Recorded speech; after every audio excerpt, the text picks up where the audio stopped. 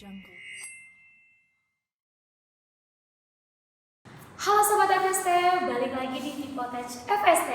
Nah, kali ini kita bakal ngobrol-ngobrol seputar teknologi lagi sih pastinya yang berhubungan dengan Fakultas Sains dan Teknologi. Nah, narasumber kita kali ini tuh hebat banget, nggak kalah hebat dari video yang sebelumnya.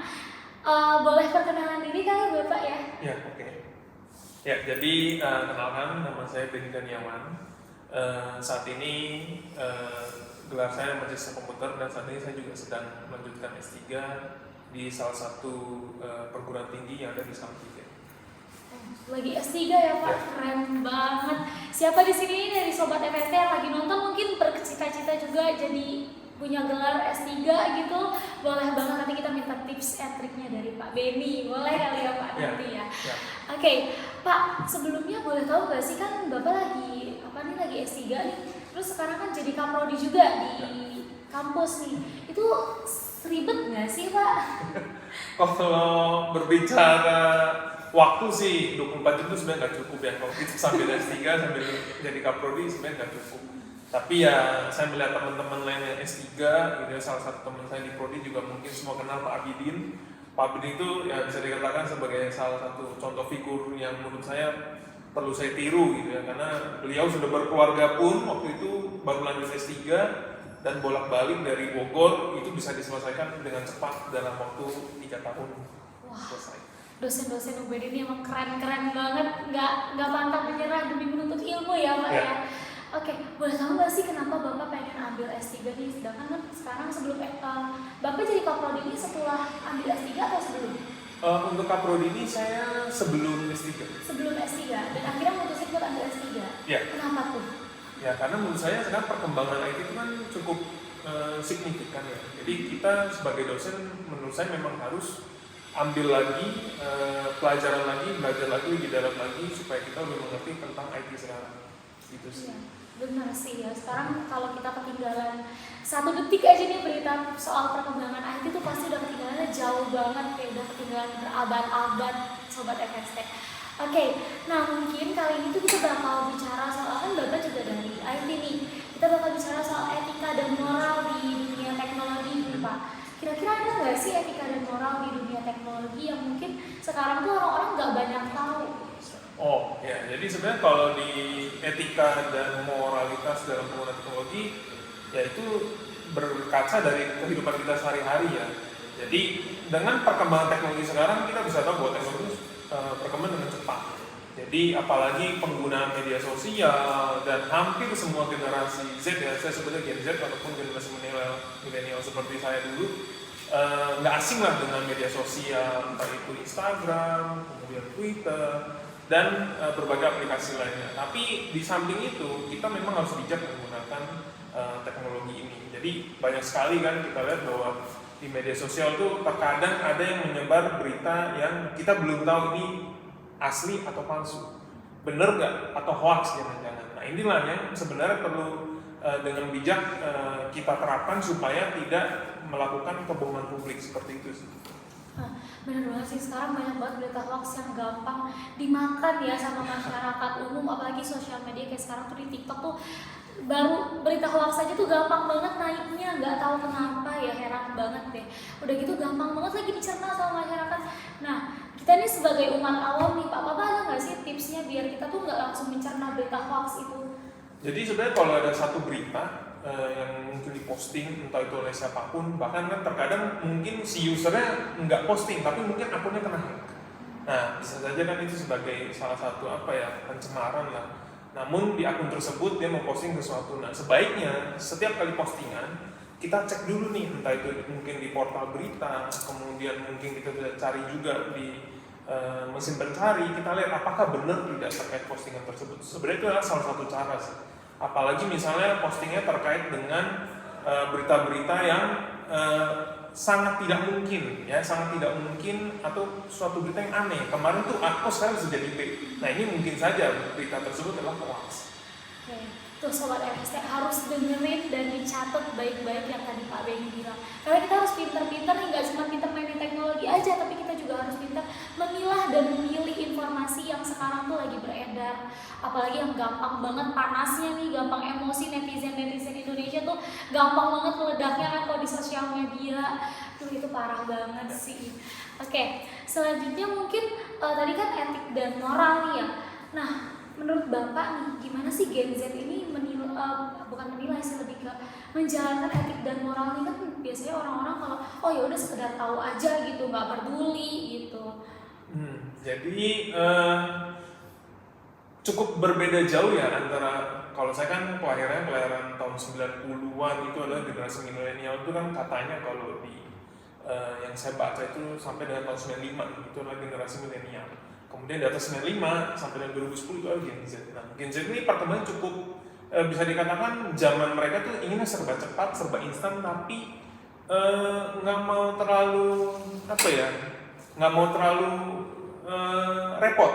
Kalau saya baca seperti itu. Jadi kalau untuk supaya mereka lebih bijak maupun beretika maupun bermoral dan menggunakan teknologi informasi, ya tetap dari diri kita sendiri. Pertama itu harus harus bijak, harus belajar lah ya. Berarti kan biasanya kalau untuk etik itu kan jatuhnya adalah karakteristik dari pribadi seseorang yang menilai itu baik atau benar, tapi masyarakat yang menilai. Sedangkan kalau moralitas itu kan jatuhnya adalah ajaran tentang perilaku, ya perilaku. Jadi sebenarnya etik dan moral ini hampir mirip.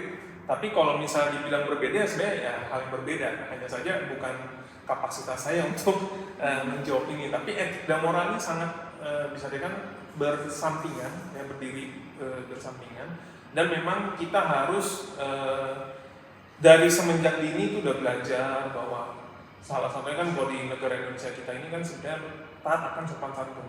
Kemudian orangnya dikenal dengan ramah tamah, dan kita memang etik dan moral ini pasti turunnya dari lingkungan, kemudian orang tua kita belajar. Kalau dari awal semenjak dini kita memang berperilaku dengan baik ataupun sopan santun, pastinya setelah dewasa pun dengan perkembangan teknologi dan juga kita memiliki misalnya kepercayaan terhadap agama dan kita belajar dengan baik, harusnya tidak mudah terpengaruh. Seperti itu sih harusnya. Berarti untuk etik dan moralitas itu harus dipelajari dari kecil, dari sedini mungkin dari mulai kita mengerti apa itu dunia luar ya Pak ya. Apalagi sekarang perkembangan teknologi yang super duper maju, dan yang pastinya Gen Z tuh jarang banget deh kayaknya dia ketinggalan. Tapi benar sih, saya setuju sama yang tadi Bapak bilang. Kita tuh cuma maunya instan aja gitu, yang penting cepet, nggak mau ribet kayak pesan makanan aja, udah tinggal klik transfer beres. Ya kan, nggak ada lagi tuh yang namanya harus masak dulu, ke pasar dulu, tuh udah males banget. Oke, bener banget sih, saya setuju banget dengan apa yang Bapak bilang tadi. Tapi nih, dari yang saya lihat di sosial media itu tuh banyak banget netizen yang melanggar etik itu dan moral itu sendiri dengan video simple aja mereka bisa langsung hujat, menghina. Itu tanggapan Bapak tuh gimana sih? Itu berarti kan jatuhnya kadang cyberbullying ya. Jadi membuli seseorang. Sebenarnya seseorang membuat konten itu sebenarnya nggak mudah. Begitu bikin konten kemudian diupload, tapi terlepas dari isi kontennya ya, itu antara sesuai moral atau tidak ya itu kan balik lagi ke orangnya. Hanya saja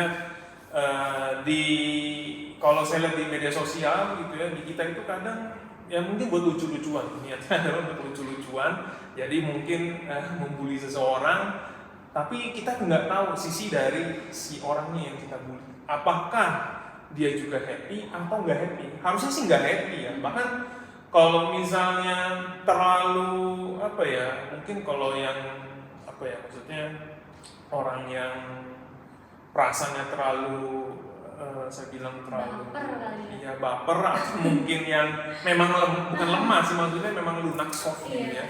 Nah itu mungkin bisa menjadi kebawa pikiran. Kita lihat di negara Korea kayak bisa di industri perfilman gitu kan ada tuh yang dibully gitu ya, kemudian sampai-sampai artisnya ini atau aktornya ini malah bunuh diri kan. Nah itulah yang sebenarnya tanpa kita sadari bahwa itu kadang bisa seperti itu terhadap orang yang kita bully. Padahal niat kita mungkin nggak seperti itu, pengen lucu-lucuan, tapi hasilnya bisa sejauh itu. Jadi makanya kenapa sebaiknya hal-hal seperti ini ya lebih baik, apalagi di media sosial tuh begitu posting nggak bisa dihapus.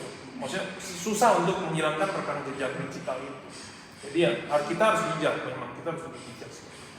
Terus sobat FST dengerin, pokoknya ini tuh satu, kalian jangan cuma terbuka sama kemajuan teknologi, tapi juga harus terbuka pikiran kalian, harus terbuka gimana nih cara kalian memanfaatkan itu dengan baik dan juga benar gitu. Jangan sembarang ngetik di sosial media ya Pak, asal ngebully. Apalagi kalau di TikTok tuh ya, saya sendiri kan user TikTok nih suka ngeliat kayak aduh kok omongannya gini banget, nggak mikirin perasaan orang. Jangan sampai gara-gara ketikan kita yang kita anggap sepele itu malah jadi malah jadi hal buruk buat orang lain gitu.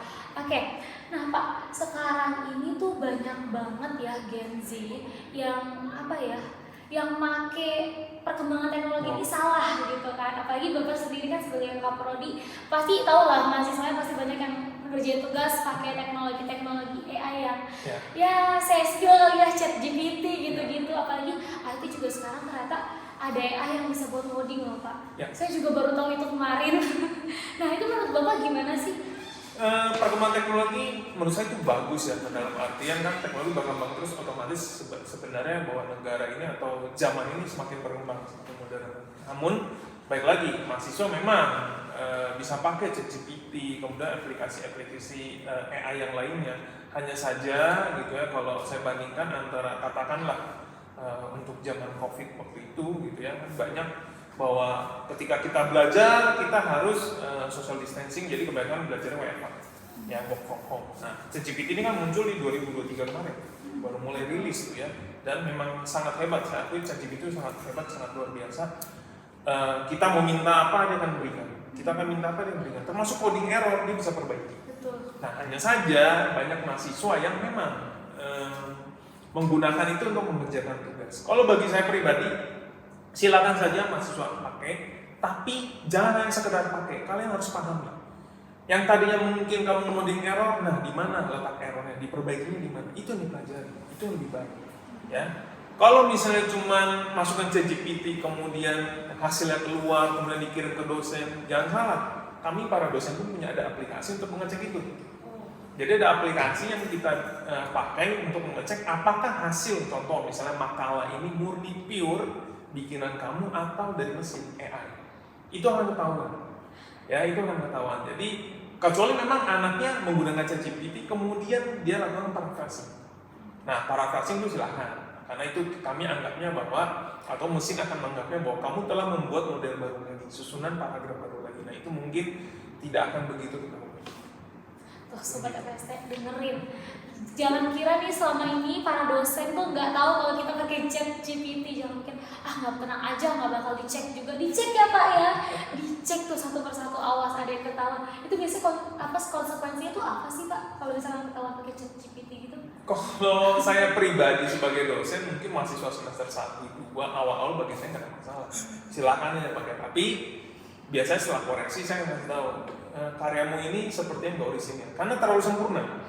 Sesuatu yang terlalu sempurna bagi saya itu curiga sebenarnya. Tapi kalau misalnya mahasiswa itu kebanyakan ada typo lah, kemudian yang lebih ekstrimnya itu ambil dari Google, copy, taruh, plug gitu ya, tidak ada justify gitu ya, kemudian ratanya sana sini gitu ya, itu seperti bukan anak IT sebenarnya ya. Tapi kenyataannya ada, itu ya, ada mahasiswa seperti itu ya, dan itu perlu dibina sebenarnya ya. Oke.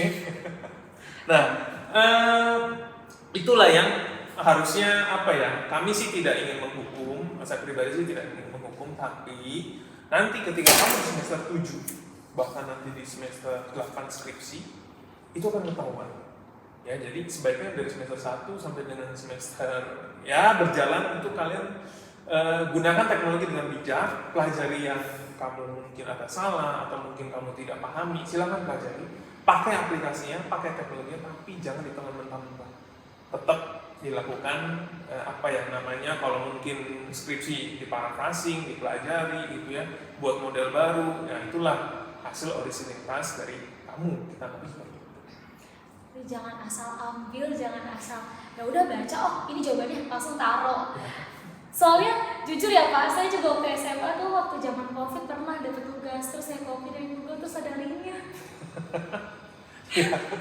Ya itu adalah kalau sebelum ChatGPT keluar, anak-anak zaman COVID pernah saya jadi seperti itu. Hurufnya pun kita bisa ketahuan, mungkin dalam satu makalah bisa Tiny Roman, kemudian udah ada comic science, terus ada warnanya beda-beda. Ya, hitam, biru, abu-abu itu macam-macam. Itu berarti ciri-ciri anak yang tidak belajar atau tidak rapih ngerjainnya.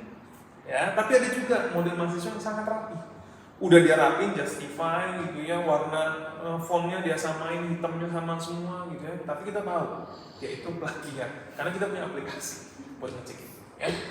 Terus pintar-pintar. Pokoknya kalau nih ngerasa sekarang kalau kita udah pintar nih nyontek-nyontekin ngerjain tugas nih harus lebih pintar lagi pokoknya, karena dosen lebih pintar ternyata. Aku juga baru tahu lagi.